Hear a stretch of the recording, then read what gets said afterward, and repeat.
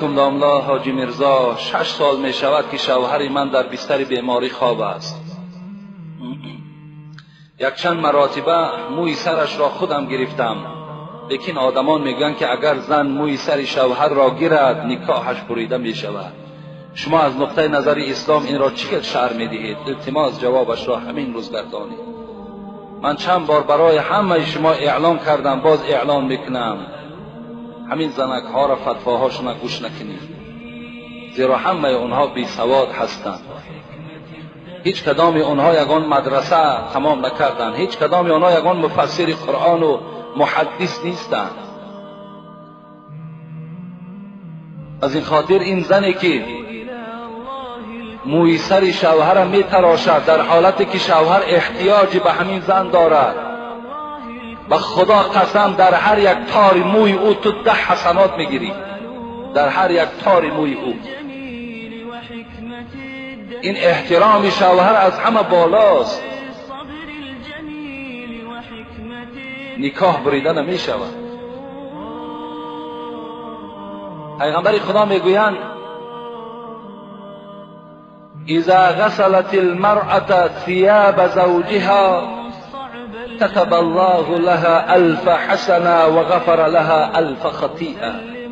کدام زنی که اگر لباسهای چرکین شوهر میگیرد و در یک ظرف می اندازد و با دستهای نازک خود می شوید برای احترام شوهرش، برای که شوهرش لباس تازه پوشد، او را برده دستمال میکند و در دست شوهرش میدهد، پیغمبر خدا گفت در هر لباس شستگیت 1000 ثواب در نامه اعمال نویساده می شود و 1000 خطاهای تو را خداوند کوره میکند به خاطر لباس او را شستن. خوش به حال همون زنی که در این خیل حالت مونیس همون شوهرش می شود، شوهرش احترام میکند، بدن او را تازه میکند، موی سری او را میگیرد، کدام موی هایی که لازم باشد تازه میکند، بدن او را دائم پاکیزه نگه میدارد، بسترهای او را عوض میکند تا که رفیقان او آمده دیده از جایگاه خواب او حتی که چیکار کنند خرسند شوند که چی زنی مسلمانی داشته است. پیغمبر خدا میگوید قمت علی باب الجنه فاذا عامه من دخلها المساکین.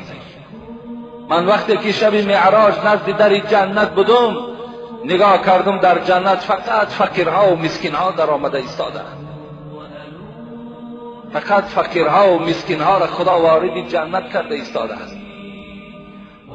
و کنت علی باب النار، لیکن وقتی که نزد دروازه دوزخ ایستادم دخلها عامة من النساء،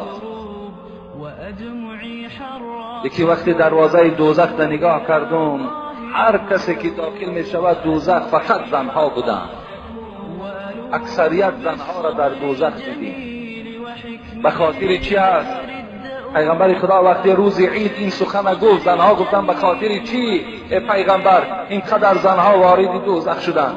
گفت زیرا شما درشت زبان هستید، زیرا شما به سوی شوهرها زبان درازی میکنین، زیرا شما فرزندهاتان لعنت میگوین، از این خاطر شما وارد دوزخ میشید. فرزندی که برای مادرش تیار از جان شده است، برای مادرش همه دواها را میکند، لیکن همین مادر با چیکار میکند؟ او را هلاک شوی میگوید، لعنتیش میگوید، چی دشنام های قبیح باور که به فرزندها میدهند. این گونه زنها را پیغمبر خدا گفت اکثریت من در دوزخ دیدم.